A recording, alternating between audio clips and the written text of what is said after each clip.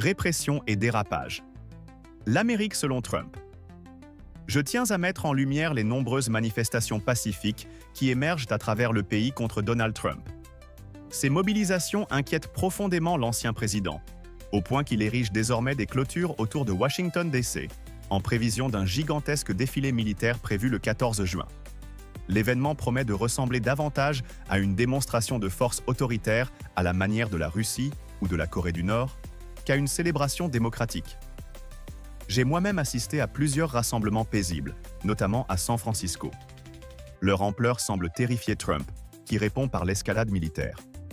Son administration a annoncé le déploiement de 700 Marines à Los Angeles, invoquant des menaces contre les forces de l'ordre fédéral. Une stratégie typique des régimes autoritaires, créer une crise, puis utiliser l'armée pour la résoudre. Le gouverneur de Californie, Gavin Newsom, a vivement réagi. Il a dénoncé l'arrivée de 2000 gardes nationaux supplémentaires à Los Angeles. Les précédents, mal équipés, sans nourriture ni eau, ont été laissés à l'abandon dans des bâtiments fédéraux, seuls 300 ayant reçu des instructions. Il s'agit moins de sécurité publique que d'un caprice présidentiel au mépris du bien-être des troupes. Dans un article du San Francisco Chronicle, Newsom a souligné l'inhumanité de la situation. Les soldats dormaient à même le sol, sans matériel de base. Il dénonce une politique de la peur et de l'intimidation. À tout cela s'ajoute l'arrestation brutale de femmes enceintes par l'ICE à Hawthorne, en Californie, une scène bouleversante captée en vidéo. Pire encore, l'ICE aurait encerclé une école à Huntington Park pendant une remise de diplôme, semant la peur parmi les collégiens et leurs familles. Tout cela pendant que Trump assiste tranquillement à un gala UFC aux côtés de Dana White, loin du chaos qui l'alimente.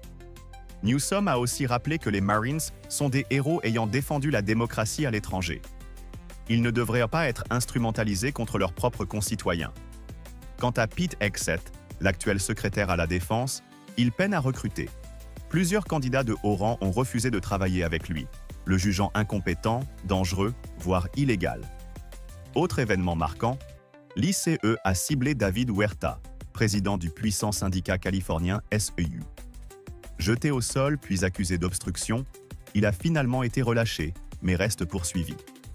Au-delà de la répression militaire, il ne faut pas perdre de vue l'agenda politique en cours. Le projet de budget républicain est catastrophique.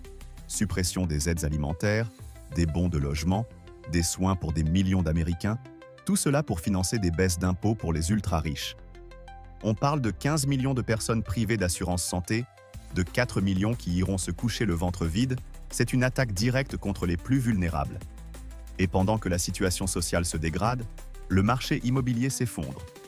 Pour la première fois depuis 2012, les prix sont en baisse. Les exportations américaines diminuent aussi. La récession menace. Enfin, une autre décision inquiétante, Robert F. Kennedy Jr. a licencié l'ensemble du comité consultatif sur les vaccins, rompant une promesse faite au Sénat. Il prévoit maintenant de le remplacer par des militants anti-vaccins. Une dérive de plus.